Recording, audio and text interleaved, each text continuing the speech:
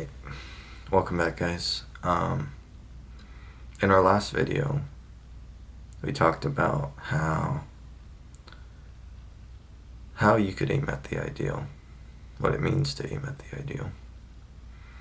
Well, in this video, we're going to talk about why you should even aim at the ideal. What's the point? Is it even useful? So, the way to start with that kind of question is to look at the opposite. So, let's say, what's the opposite of the ideal or the perfect? It would be, one would think it would be imperfection, but that's not the opposite. What the opposite is, it's the part of us that takes the easy way out, or the part of us that's arrogant, the part of us that's deceitful. All those ideas are related to the malevolent part of us. So if we start with the evil that is part of all of us, then we can understand why the ideal is useful. So you say, what evil? I'm not evil. Okay, you can make that objection, but let's lay it out. So we all have a conscience, right? What your conscience is it bugs you when you do something that goes against what you think is right. Maybe you think it implicitly, maybe you don't explicitly think it's wrong, but your implicit mind believes what you did was wrong. So what happens is that your conscience starts to bug you. It says, you did that thing. That was not the correct way to act. And then you think, well, a part of you thinks, oh, I should just ignore that part of myself.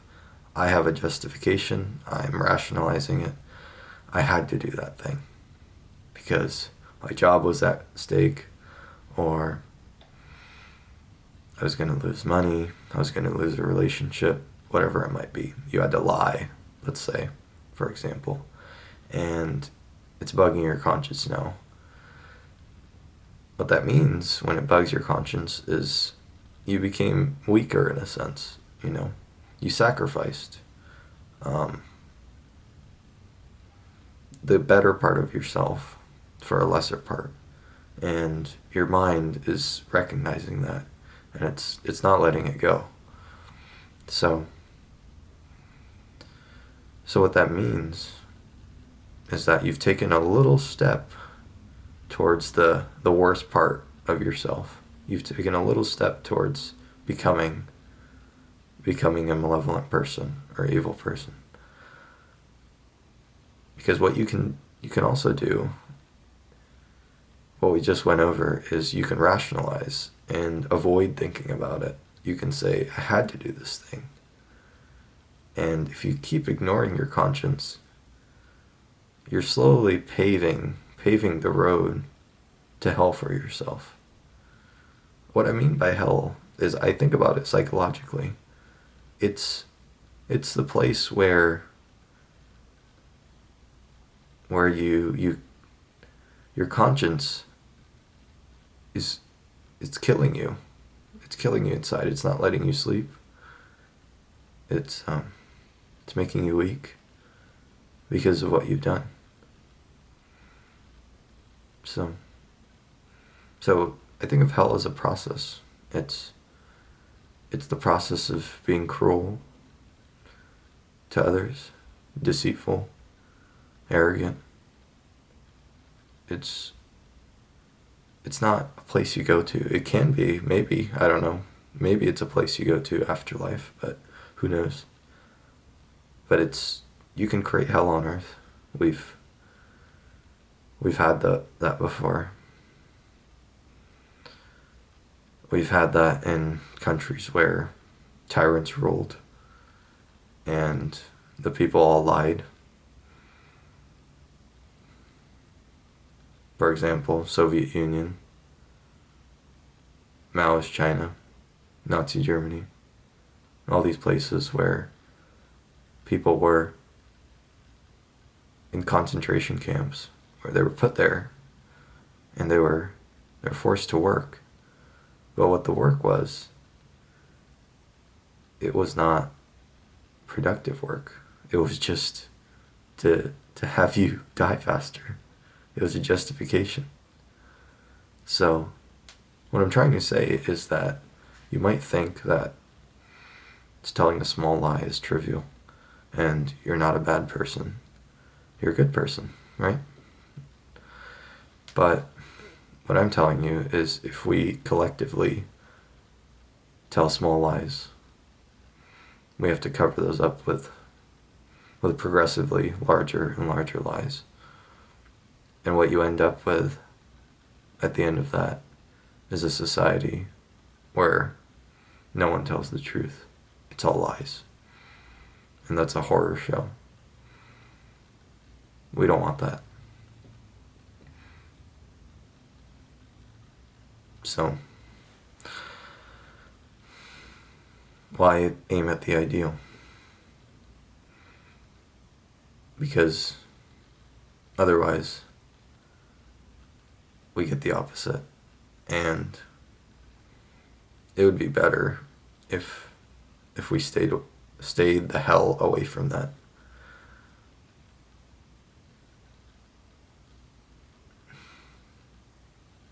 So, since we went over the opposite, let's try to formulate what the ideal is. The ideal is whatever you think would be the best for you. And that's not your rational mind thinking what's best for you. It's the part of you that knows what you should do. It's like your conscience. The thing about your conscience as well is it needs to be trained. You can't just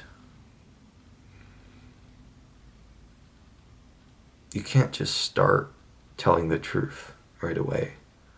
What you need to do is practice by not lying. If you stop lying, then all the fog will clear out of the way. All the things that you were holding up in front of your eyes because reality is too scary to blind yourself, so you don't have to look at the scary things.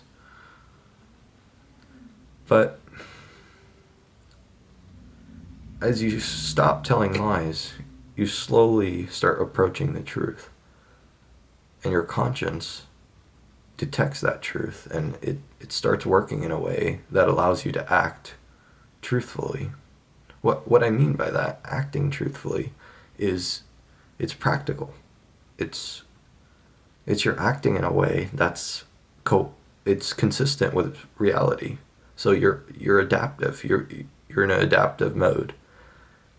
And you want to be in that adaptive mode because that means that there's no inconsistencies between your behavior and what the environment demands. So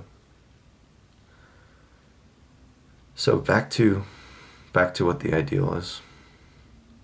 Your conscience allows you to formulate what the ideal is for you at this current point.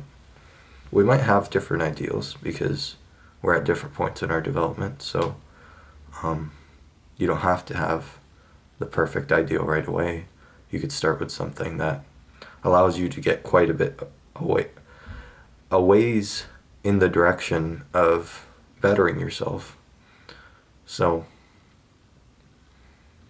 start with that. Aim low, Just clean your room, That might clear up your vision enough so that your mind's not cluttered with with your environment.